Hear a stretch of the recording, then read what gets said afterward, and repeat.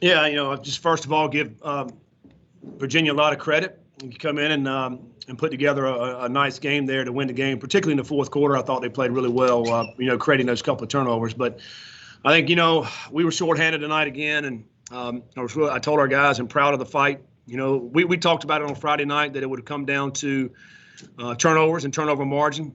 And, we knew that's going to be a big part. If you go back and look at some of the games we've played, and, turnover margin's huge.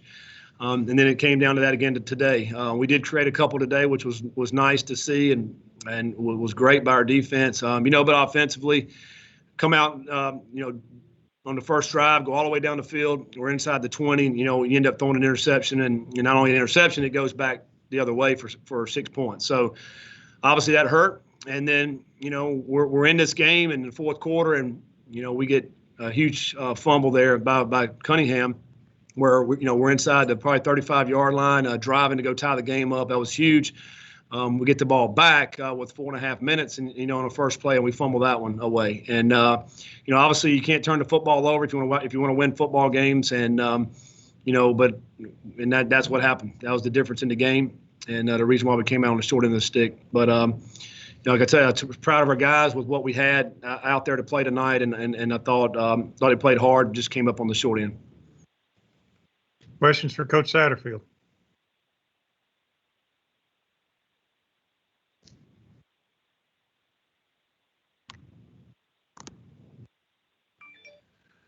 Go to Michael McCammon.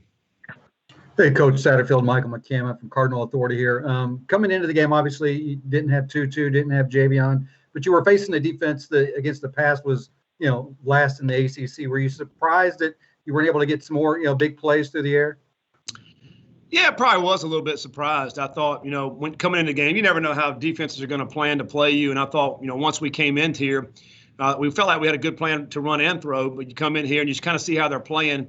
And it looked like as we started playing the game that they were playing a little bit more off coverage compared to what they played throughout the season a lot more. And I think, for us, they didn't want to, thinking that, they probably didn't want to give up the big play in the passing game. And we knew coming in that Malik was going to be a big part of our running game, and we were able to get that established, with him running the football. And, but we still think we probably could have made a few more plays down the field in the passing game. And, we were not able to do that throughout the course of the game. We also wanted to shorten the game a little bit. We came out in the first half, was slowing it down, trying to shorten the game, I think, for us to give us a chance because we knew we were shorthanded today. So, and I thought we had a good plan coming in. I think, even still after the game, I think we had a good plan. I think it just really comes back to those 3 turnovers. We'll go to Russ. Coach Russ Brown, Kentucky Today. What offensively did you just build your game plan around Malik? And also, when did you find out that Atwell and Hawkins weren't going to play, and was it coronavirus related? Yeah, it's been that. We kind of knew that they probably wasn't going to be able to play just with all the stuff that's been going on. These last 2 weeks have obviously been very trying on all of us, and particularly our program, of things that have going on. It's day-to-day things, and it's really hour-to-hour things that have come through the last 2 weeks with our program. And, it's very frustrating at times. You have to try to focus on positive stuff. You're almost becoming numb to some of the stuff that is negative. You're like, what now? What's next? And there's so many things that have happened the last couple of weeks. So, again, I was proud of our guys, the guys that played tonight on both sides of the ball. We were shorthanded really on both sides of the ball tonight, and we got a couple of guys back, but we got them back today. So they missed the last 2 weeks. So they didn't practice for 2 weeks, and they haven't been out there. So it's hard to ask them to go out and play at a high level when they haven't even gotten reps. And, some of those guys played tonight at D-line, Isaiah Hayes at safety. So it's challenging, but we try to find something positive each day and to try to keep motivating our guys and everybody in our building. Because it affects everybody. It certainly affects 18 to 22-year-olds, but it's affecting those guys that have been around for a little bit longer as well, just because of everything that's happened. There's not a blueprint for the stuff that we're going through, and we're trying to make the most of it and the best of it each and every day. Other questions? Kenny, this is Russ. Can I follow up on that again just real quick? When did you find out about Atwell? You said nothing. It wasn't a surprise. When did you find out about Atwell and Hawkins? Was it today or earlier in the week? No, it's kind of been throughout the week on those guys. It's so we kind of had an idea about it. You're developing your game plan throughout the week, and our idea was that it would not be available, and so that's how you kind of develop it. And we knew some other guys were going to have to step up. Braden out there at the slot, I thought he did some good things. Still didn't get the ball down the field to him like we wanted to. And then Berkeley and Mitchell at running back, they stepped up and did some really nice things as well, some good runs. And then you leaned a little bit more on Cunningham, with the running game as well. And I thought he had some nice runs. We had some design Q runs today, but also he had made some nice runs on some scrambles that were able to get him, get his first downs, and had a nice run on a touchdown run was a scramble as well. Go to Michael McCammon and then to Jonathan Saxon. Real quick, want to clarify, was Hawkins COVID related, and does that mean he's out for a while? And then, I guess additionally, now that you're 2-6, is there ever a point where a coaching staff starts to think, okay, we're at this point in the season, maybe we should start giving our young guys more reps to gain some experience for next year? Well, it's something that we want to put the best out there to play. I mean, there's no question about that. And, some guys are available and some are not, and Hawkins was one of those guys that was unavailable this week. And, so we obviously want to let our young guys play and put them in, but we want to put them in situations where that they're going to be successful and not put them in, kind of throw them to the wolves where we're not going to have much success. So we've played some young guys. We put them in. Some out of necessity, others just because we want to get them in and let them play because they're doing some good things. So yeah, to me, it doesn't matter what your record is. I mean, we want to do that anyway. We want to allow these young guys to get in and play, and they work hard too, and we want to be able to put them in. You'd like to be able to do it in certain situations where they can have some success, and we've been in situations where it's been tough to be able to put them in, and then in the last couple of weeks we've had to play them, and so.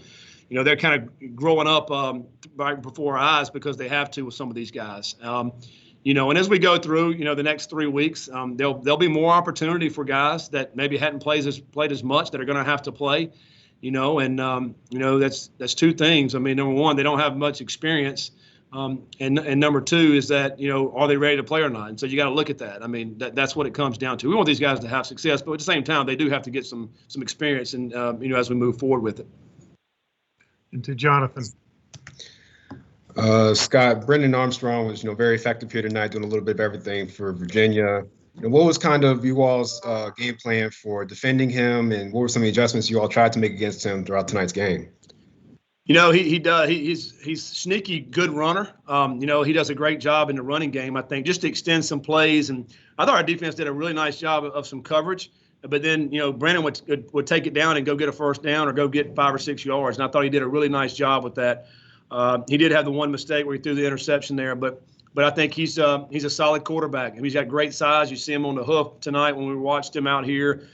Throws a good catchable ball. Like I said, he's able to run the football. Nothing flashy about him, but I think he's a very, very solid player and does a nice job of spreading the ball around. I think our defense, particularly in the first half, played really well. And then in the second half, got worn down a little bit, I thought. We had the back-to-back turnovers, which now our defense is right back on the field. And, again, if you're shorthanded, you got to put those guys right back out. It makes it a little bit tough. And, the negative with our defense, I think it was a third down. I thought we played first and second down pretty solidly. And then the third downs, they got the first downs, and that just kind of keeps you on the field, extends those drives. So I was thinking in the second half we need to do a better job in the third down.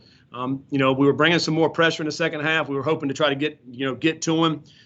Didn't get to him as much as we would have liked, I think, there in the second half to really get them off their sticks, to create those third and long situations. We'll go to Eric Crawford and then Mark Blankenbaker. Coach, you can tell me if this is wrong, but it looks like with all of the adversity you all are facing, you're doing some of the really hard things really well. You're executing well, and the defense is doing its job, and you're getting yards. It's just the simple little avoiding turnovers that are costing you right now. And I know if you knew how to stop it, you would. But what approach do you take going forward? It's become such an issue in these close games that could have gone either way. Yeah, we're not good enough to have those turnovers and to still win. We have to play just spot on all the time. And that takes extreme focus by our players and our staff, really throughout the week and on game day, to really have that focus to where every play, has an opportunity to hit. Our guys are trying hard, man. I mean, our coaching staff's trying hard with the game plans, to putting together a nice game plan and to go out and play. And, and then, like you say, you get some adversity, a guy can't play, or now you got to shuffle guys around. It affects special teams. It's tough. It's very frustrating. We're just going to continue to work. I think, when you face adversity, like I told our guys, I mean, you face adversity, you just got to keep fighting. That's the only choice, or to quit. And we're certainly not quitting. We're going to keep fighting. We're in all these games. It's amazing the fine line that college football comes down to. And it's such a fine line. It's just like a couple plays. It's like, a couple plays we got to make. We got to make. And if you make those, then you win.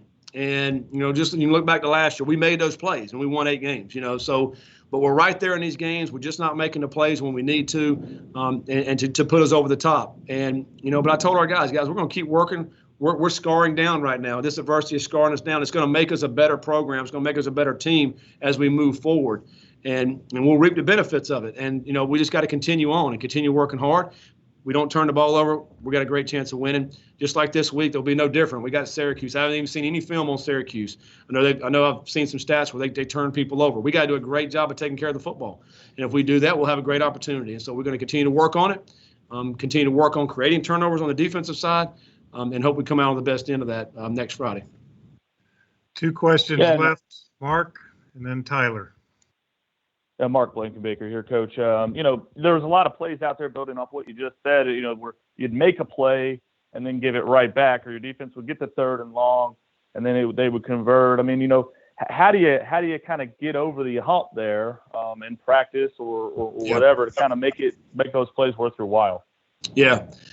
It's just being more consistent, I think, and that comes through preparation. And as I mentioned, we had guys out there tonight that didn't practice for 2 weeks. I mean, it's hard for them to make those plays, and if they haven't been there in 2 weeks. But this is the hand we're dealt, and we'll just continue on working and continue on repping it in practice, and it'll start to click, and it's clicked a lot, but it has to do it every single time. It can't be one play where this one guy didn't do what he was supposed to do, because then all of a sudden, okay, that's a first down. So you got to get all of them on the same page, and it's clicking all the time. And man, when it does that, it's beautiful. And there's a lot of great plays out there that we do make. But you got to be more consistent with it. And as I mentioned before, we're not good enough to where, a guy screws up and he's so talented that he can make up for it. He can go bat a ball down, or he can go with his athleticism and go get a runner before he gets the first down. We're not there yet. And so we got to play really solid football and mistake-free in our assignments and in what we're supposed to do. And so, again, that comes back just to practice and reps and continue on doing that. Last question from Tyler. Hey, Scott, Tyler Griever from WHAS. You referenced that Malik was effective scrambling tonight, but it felt like there were some times where he was really holding on to the ball for a while and maybe could have gotten rid of it a few times. I mean, how do you draw the line for him in that decision-making when you're coaching him to work through that? It's a fine line. There's times where, you hold on to the ball a little bit longer because he may be thinking, okay, that receiver's getting ready to come open, so let me hold on to that ball, and then I'll be able to get it to him. Or just throw the ball away. And here's the other thing that comes into the play with that. You got a guy like Cunningham that can run. And so he feels like I can hold this ball and then I'll be able to scramble and make a play and, make this happen. And sometimes that gets you in trouble. And, that's where you got to coach them to, hey, listen, right here, you can't outrun number 11, for example, Snowden, who's a great player. So just throw it away. Just throw it out of bounds, because nothing was there. And that's just that fine line of being able to make a play. Because I promise you, we'll go watch film. There'll be times where, we'll be saying, throw it away. And he just goes and gets a first down. So it's that fine line right there. We got to, again, just coach through that. It comes with experience with Malik as he plays more. He gets more and more experience with that, knowing when to throw it away. I can't outrun this guy. Let me throw it. And so, again, we'll look at it. We'll coach it up, and, and he'll learn from it and as we move forward. Thank you, Coach. All right. Thanks, guys.